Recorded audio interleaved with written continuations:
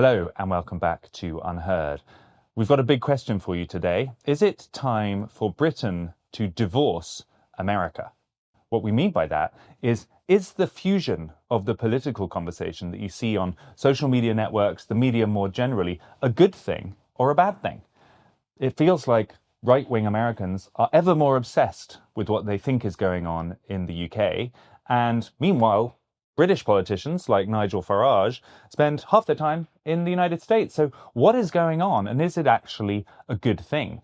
We brought together what we think are some of the finest minds from different corners of the political conversation to hash this out, representing the hard power, the economics, the security, the technology, the deep expertise of the underlying power dynamics of the transatlantic relationship is Professor Helen Thompson. She's Professor of Political Economy at the University of Cambridge, and her account of the ties between Britain and America really is second to none. Mary Harrington, fans of this channel will know well, is a conservative-minded columnist, always provocative thinker, but someone who really follows that cultural conversation. So what she has to say is super interesting. But to complete the conversation, we brought in Bastani. Aaron is someone from the political left. You will know him from Novara media, but again, always interesting and keeps a close eye on that transatlantic relationship. So please enjoy what we think is a fascinating conversation. Is Britain a vassal state of the United States, and has it always been? I'm not sure I would use the word vassal, but Britain is acutely dependent upon the United States, I think, in a number of ways. Economically, in terms of energy, if you just look last year, we took more hydrocarbons, that's oil and gas, from the United States than anywhere else in the world. That wouldn't have been true 15 years ago. It would have been nowhere near true 15 years ago because the United States then wasn't actually exporting oil and gas. So if you just look at it as energy dependency, we are more dependent than we were, and we're that dependent at a time when we're becoming generally more dependent upon imported energy than in some sense we've ever been before. If you go back to the beginning, I would say that the relationship takes its shape, albeit not in a continuous story since then from the First World War, because essentially when Britain enters the First World War, it tries to fight a continental land war when it's not really equipped to do that. It could win a war in an economic sense against Germany. It could win a naval war, but it has to send the expedition force to the continent. And in order to maintain that war, we have to borrow lots of money from the United States. We have to import lots of oil from the United States. We have to, in the end, import food. We need the help of the United States in order to keep transit possible across the Atlantic for the oil and the food to arrive. We need the US then to join the war against German submarine warfare. And you can see by 1918 that actually this is quite constraining in the United Kingdom's, and I'm stressing deliberately here the United Kingdom's domestic politics, because when Lloyd George makes probably the fatal mistake of saying we're going to conscript Irish men into the army, precipitating a crisis in Ireland, he's got the American administration constantly on his back about how he can deal with that crisis. And I think there is no doubt that the way in which British government deals with Ireland between 1918 and the formation of the Irish Free State at the beginning of the 1920s is constrained by what the Americans think. And obviously at that point, Woodrow Wilson's Democratic president, Irish, or the first part of it he is in 1918, Irish voters are pretty important. I don't think it's then a continuous story through the interwar years and into the Second World War, but the Second World War replays everything in spades. And this time, when the Americans say, actually, we will finance you, they say the condition of that is that you will dismantle your trade empire. You will dismantle your currency bloc. Now, we don't actually dismantle the currency bloc, but we do dismantle the trade empire. And then the US exercises quite a lot of influence about how we can exercise geopolitical power in the post-war world. And so in some sense, we never really escaped those dynamics, I think. So it's literally more than 100 years old, at least, yes, this dependency. If you take us up to the current moment, there is a lot of talk about de-dollarization, about a new multipolar world order, about, I don't know whether that's just online that people talk about that, but there is this sense that America's power is waning. Do you think that's true, and does that affect our relationship? I definitely think it's true that many more states, not just like Russia and China, would like a world in which the dollar was less important. I think that's probably true of us, and it's true of the European Union, certainly. But it's one thing to want the dollar to be less important, and it's another thing for the dollar to be less important. The Chinese have been trying to make the dollar less important and the renminbi an international currency in some sense since 2009. And their actually better years of doing that were in the immediate years after 2009 than what's gone on since in many ways. If you say to us, and this goes to, I think, something that's crucially important in understanding why we are so dependent upon the United States, is if there were another financial crisis like there was in 2008, like there was in 2020 at the beginning of the pandemic, we would be entirely reliant on the Federal Reserve providing dollar swaps to us, not least because our banks continue to be significantly exposed in dollar markets. And as we know, we don't have the best relationship with the bond markets in this country.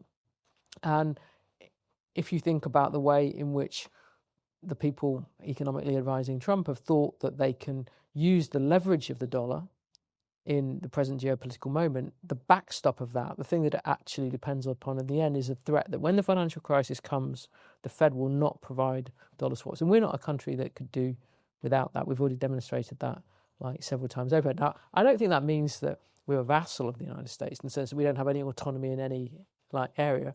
But I think that there are clear limits as to what we can do in a context in which we are dependent for the United States, crucially on energy imports and in the final instance on dollar swaps. And the third thing, pillar of that, I guess, is security. And I want to come back to that. But let me just bring in Mary. So Mary and I first met in, I think, 2019. And we had a wonderful, strange summit of fellow thinkers in Windsor Castle, as I recall. And the mood there was really all about throwing off the kind of harder edges of globalization, about trying to kind of reassert some national spirit. I noticed that you, in common with a lot of people who were at that summit, are much more involved in the American discourse. And you look at reform and how completely intertwined they are with Trump. How do you explain that shift? Well, there's several things going on here. You have to remember that when we met in 2019, it was about a month to 6 weeks, if I remember rightly, before the election that brought Boris to power and got Brexit done, and then everything which followed from that. Most, I think, of my public thinking about Britain's identity or place in the world today happened really in the context of trying to grapple with how we thought of ourselves in relation to Europe.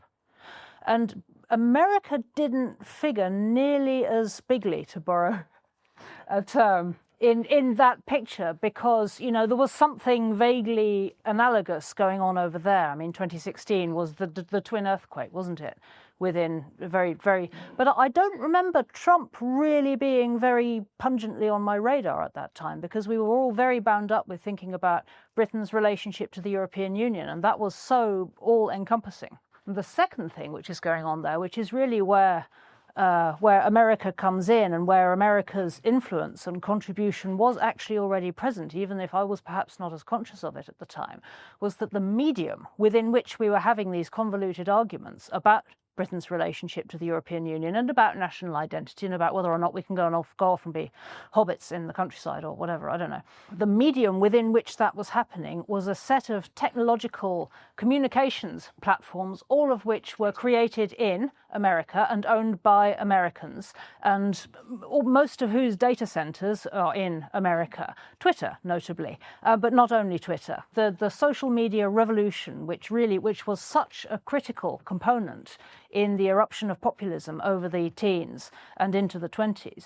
And I think really the inflection point where we tipped over into that being the dominant mode in which we collectively engage in the West with the world was the COVID-19 crisis, at which point everybody just became ridiculously online. And that was a few months after our Windsor summit. And at that point, because everyone's just locked sitting in a cupboard of one sort or another with nothing to look at or nobody to engage with except through these screens, At that point, the whole Anglophone political discourse became essentially the same place. What I've seen emerging and what I think's really interesting to try and sort of sift through is the sense in which that functionally homogenized and deterritorialized Anglophone political discourse that we now have, which is effectively, we've been absorbed into the American political discourse, is really sharply sometimes at odds with these very concrete material realities and sometimes quite acute tensions that still persist. Do you feel there's too much America in our political discourse? If you can explain to me how we make that otherwise without unplugging the internet, I'm all ears. Aaron, is there too much America in our political discourse, and what possible methods do we have to push it back out the door?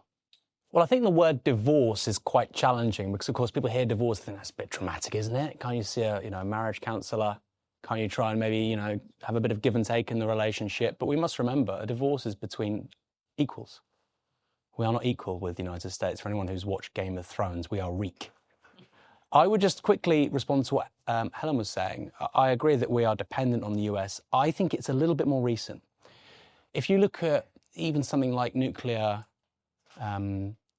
weapons, the atom bomb, technologically the UK is ahead of the United States until about 1940.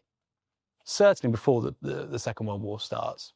The US then, of course, has the Manhattan Project. Even then, in 1945, Ernest Bevin develops the atom bomb, a British bomb, not just as an anti-Soviet weapon, which it is, but also as a matter of British prestige, that we can make this, and as he says, put a Union flag on it.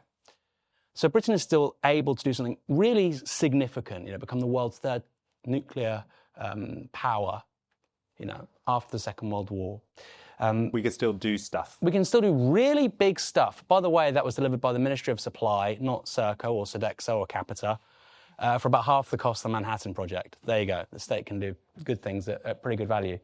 I would say that we were broadly equals until the Second World War in many ways, and that it's been a very gradual level of dependence. I think vassalage in some ways. I would say that we're politically sub-imperial. We're a sub-imperial power. We do the bidding of the United States with vassal state characteristics, which is to say that technologically, I think we are a vassal state. UnHerd I don't mean to be mean to UnHerd because it also applies to Novara Media, doesn't exist without US technology. Without Stripe, you do not have a payment system, I presume. Your servers, without Cloudflare, as we found out today, lots of the internet doesn't actually work. The guy who can fix Cloudflare was probably picking his kids up from nursery and nobody got 8% of the world's websites for an hour, right? Visa, Apple Pay, the App Store, Amazon, so much of this infrastructure that we are dependent on in this country, I think really, you can only really call it a status of vassalage. And I would make that great declaration that we heard from the Americans in the 1770s. No taxation without representation. We are paying an America tax.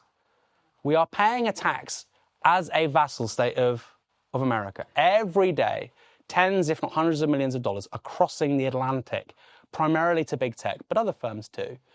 Blackstone's one. Keir Starmer loves them for some reason. And we aren't represented. So I think you've got two options. You become the 51st state. I'm willing to go lib out with Mamdani and AOC in New York. Let's do it.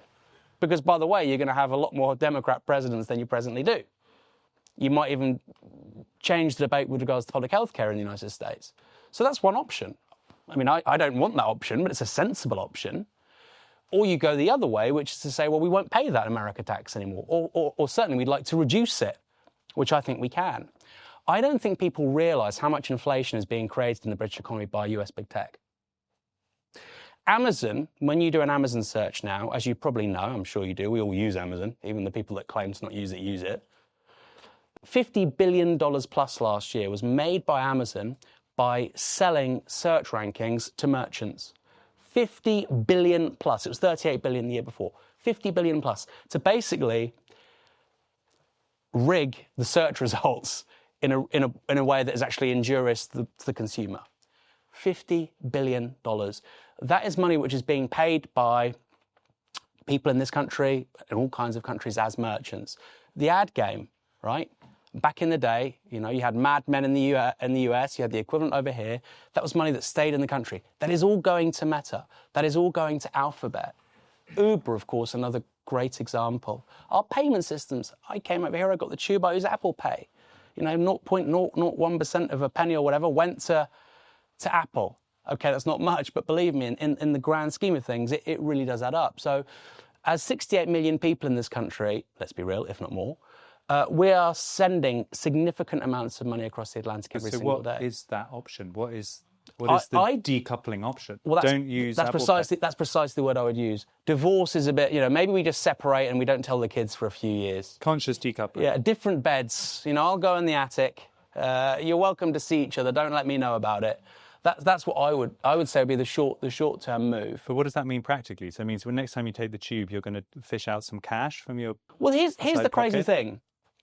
The dependence on US big tech isn't in the public interest of this country. But the craziest thing of all to me is that a ton of people in this country could make a ton of money building these products here. That's the craziest thing. But we have such this strong muscle memory across our entire media and political class that we have to be subordinate to the United States. Well, actually, maybe we could tax Amazon significantly more on things like Prime. Prime's a very, very good product. Pay them more and direct that towards the British high street. You're a member of Prime? Pardon? You're a member of Of course I am. I'm not going to lie to you. Of course I am. So...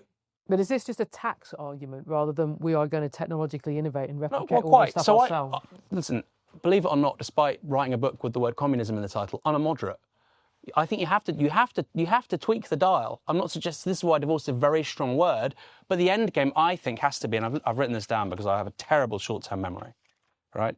The end game has to be autonomy in defence, freedom in foreign policy, break with the American internet, innovate in diplomacy. Those are 4 things we should be doing as a country. Britain is a middle power, but it's a great middle power. It should start behaving like it. So break with the American internet means what? So it means you're going to leave the social networks. Are you going to start your own kind of national social network? If Russia can build V-contact, why can't the UK? Why can't Europe? Why can't they? Evidently they can't. I think they probably can. I mean, if you look at, for instance, the security service in this country use AWS. Can you believe that? We are not a sovereign country, right? The security services, MI5 and MI6, use AWS. So, a very simple thing.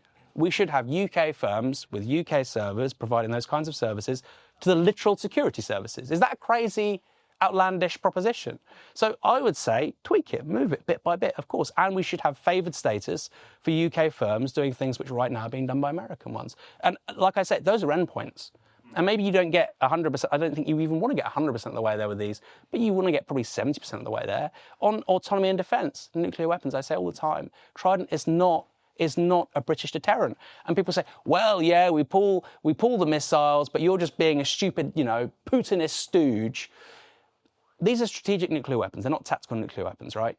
If we use one in a conflict and the Americans don't like it, do you think we're going to have access to the pool afterwards? Really? If Washington thinks we've done something really stupid and at odds with their national interests, do you really think we get to use all the other missiles that we own in our shared pool? Of course we don't. Be honest, be realistic. There's a complete absence of intellectual courage and honesty with this whole debate. It's bullshit. And we have an entire political class lying to themselves. They believe it. They're not just lying to the public. They're lying to themselves that we have an independent deterrent. We don't. If a deterrent can be pulled after they don't like one use of it, then it's not independent, is it? But so we can't leave it then? Well, the French have their own independent deterrent. Why can't we? Helen, is it time to ring the bell and puncture a bubble yet? I think the question is, in all the issues that the UK faces at the moment, at the same time, is this and should this be the priority? Which should be, let's just take the technologically decoupling from the United States, factoring in how difficult it is proven for other states, also middle power states, to break technological dependency upon the United States. I mean, I can see the attraction of it, like in principle, but if you say to me, like, what is the most important issue facing this country right now, I would not say it is stopping lots of people in this country using the technological platforms of the United States. I would say we need to do much better with our energy, and in terms of technological innovation, then energy is quite central to that. So if you don't break dependency on energy in the United States, you're still going to have an underlying dependency underneath the technology. And at the same time is we have a general economic crisis. We don't have enough people in working age and work in this country. We have a pretty terrible fiscal position, not necessarily because it's objectively fiscal, because it's perceived to be high risk. We have a dysfunctional politics. It seems to me that on the scale of things that face this country, that decoupling from the United States is not the priority. It would be very nice in the long term. Do you think it's possible? Is what Aaron is moving us towards even vaguely I would realistic? just add good luck creating a fizzy entrepreneurial startup culture when your entire tax and regulatory environment is designed to strangle small businesses. We had these companies. We had these companies with regards to servers, AWS. We had a British company. The Ministry of Defence and the security services and government departments decided not to use it because AWS was cheaper. We had those companies. They got swallowed by US competitors. We had them. This is actually absolutely right. There's a completely insane British policy of internationalism where it comes to procurement. I mean, when I think of the number of British sort of landmark properties which have been sold off, and the tech properties, the tech wealth which has been sold off or internationalised or handed away overseas. I mean, who owns Jaguar Land Rover now? It's not a British firm. Who owns, I mean, you think of any one of those household name companies, they've been sold off to foreign buyers. Pretty much the entirety of the family silver has already been sold off. And the political class just doesn't see the problem with that. So I mean, if you're going to roll your way back to economic nationalism, you're swimming against the tide of the entire political class, and you're swimming against the tide of several decades worth of government policy. Can I just throw in a question here? Why are the right wingers not saying what Aaron's just said? I mean, Aaron said, because I'm right wing. Coming through, I'm the real right winger. From the Novara media left, but you kind of expect the right-wing populists to be talking a bit like that. Let's make British things in Britain. You know, what happened? How did we come to the situation where the leader of Reform, which is the theoretically right-wing populist party, his idea of kind of national revival is more data centers to import American AI companies, it feels like, or better channels to American crypto companies. Does anyone have an answer to that? But that's because Farage has always been not really an economic populist. I know he's flirted with it from like time to time, but he's still underlyingly someone who thinks Mrs. Thatcher was a good thing. And Mrs. Thatcher was somebody who engaged in internationalising the British economy. I mean, it was going on before that, but she embraced that and thought that there was no need to have national production organised in any way directed by the state. I mean, I agree with Mary. I mean, you're undoing the entirety of British economic policy in terms of the actual production side of the economy since the 1970s. And I would say is that period in which we do certain things like quite well goes hand in hand with a fairly specific period of time in which the British state is quite interventionist, and crucially is that, and this is where I think there isn't a continuous story about like our energy dependency upon the United States, where we're not actually energy dependent upon the United States because we've got an oil empire, and for the first 2 decades after the Second World War, we do quite well with it. I mean, the Americans try to circumscribe how we act in it, hence the Suez crisis, but in the end, they're actually begging us to stay in the Middle East in 1967 when we're deciding to leave. But I think that the problem that Britain has that's gone on since the 70s is we never constructed a resource base that's adequate for our economic ambition again since the 1970s. And that seems to me it needs to come first before technological decoupling with the US. So I think there's a bit of a non sequitur here, because I'm not suggesting boycott on US energy. I'm not saying that. The US sells LNG to many countries which has a much lower level of vassalage or sub-imperial status to them. So I think the idea that, well, they won't sell us LNG unless we do all this stuff with Amazon, Uber, Apple, Meta, I don't think that's true. You want to be as energy independent as possible. And of course, again, that has to be gradual. I think it is convenient to represent what I'm saying as some crazy, and of course I'm crazy, I'm a Marxist, right?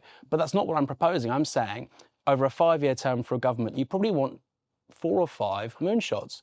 Manchester, tier 1 city, an actually independent, nuclear capability, which is just missiles, right? We can build the missiles. We stopped doing it in 1973, I think, with Black Arrow. So I think, right, you can see it at the Science Museum. So the idea this is cutting edge technology is just simply not true. We can do it. We can do these things. And I would have 4 or 5 projects like that, which you apply your strongest minds to. The UK still does some stuff which is really exceptional. Rolls-Royce, right?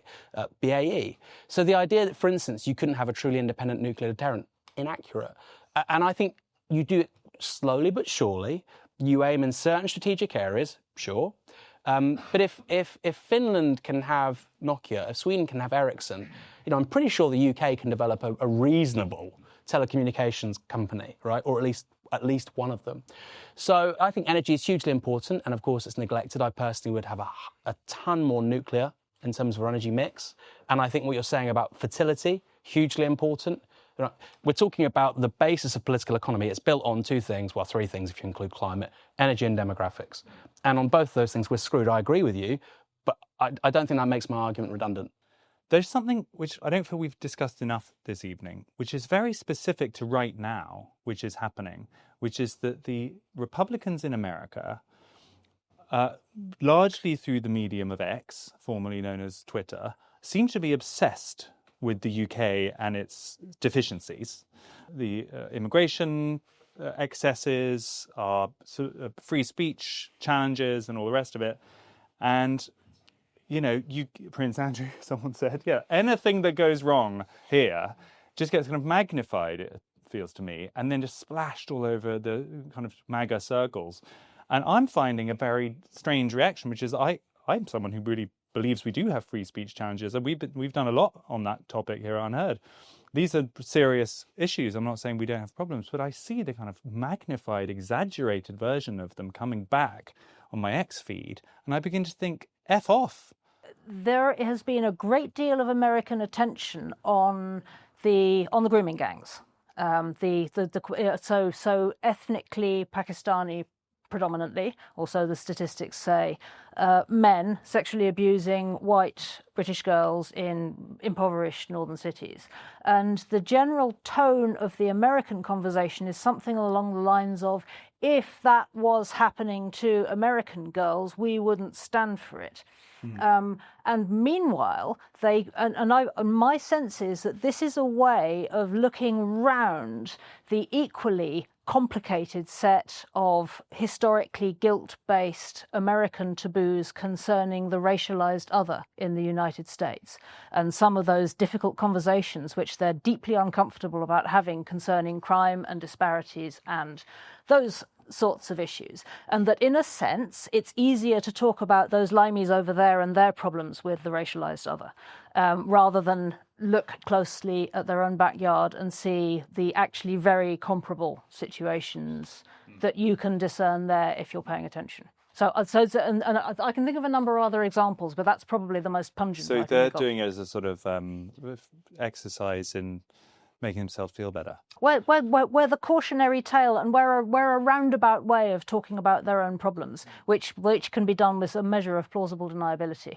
And it's a way of posturing without actually having to address equivalent issues closer to home. And meanwhile, to bring together these two strands of the kind of cultural political and the realpolitik, they may talk about the UK a lot and pretend that they are completely obsessed or terribly interested in fixing our problems, Helen, but this administration is America first, right? They're not actually, in any kind of fundamental way, minded to help us much at all. Do you think that's fair? Yeah, I think it is fair. I mean, I think that Trump has a personal like of the United Kingdom, which focused on the monarchy, like fundamentally linked to his mother. But I think in terms of like Britain as an actor in the world, then they're largely indifferent. But I think as well, and this goes back to sort of a different version of the point that Mary's making, I don't think that we can underestimate how much our obsession with Trump affects then the way in which this plays back the other way in this direction. Because we all know that there was massive over-identification both on the left and on the right with Trump's election, both in 2016 and the 2020 election when Biden won, and 24. We somehow think that's got much more to do with us, and with some kind of active participant in that political drama when that we weren't. And I think that if you look at some of the things that went on in the first Trump administration and the way in which foreign intelligence agencies engaged with the Trump administration, there's a lot of bitterness, I think, about interference, essentially, in US politics. And I think some of it is kind of revenge. of just kind of like, you meddled in our politics and we're meddling back in your politics. Is that one? So I'm going to try to sort of draw these things together. I know we've been moving around different themes here, but it feels like conclusion-wise, we have a few already. Nobody seems to dispute our complete reliance on the US, technologically, economically, for security. There is a rhetorical flourish coming from Aaron saying that we could try and lessen it if we really focus on it, but everyone else seems to be quite skeptical. So that's one, I would say, pretty much common theme. But on this cultural political theme, it feels like that's the area where it'd be much easier to decouple. I mean, I would agree, but I think it's very difficult for the British political class and many British voters to do that. I mean, is that even, and perhaps especially in a way, the people who are very keen on Britain staying in the European Union spend actually very little time thinking about the politics of the European Union or the politics of individual European countries. They rather think about the politics of the United States. Trump became part of identity politics in this country. And so if we're going to politically move on in that sense, then that has to end. And I think that in some sense it's run too deep. And in a way, it's partly, I think, the conjunction of events in 2016 of the Brexit referendum happening, only a few months before Trump, and that sort of became something that was seen, particularly if you were a progressive, as kind of like a dual defeat that became like indistinguishable. But at the same time, on the Leaver side, certainly someone like Farage, that kind of Leaver, saw them as parallel triumphs. And actually breaking that linkage that was established in 2016 around these questions, I think, is hard.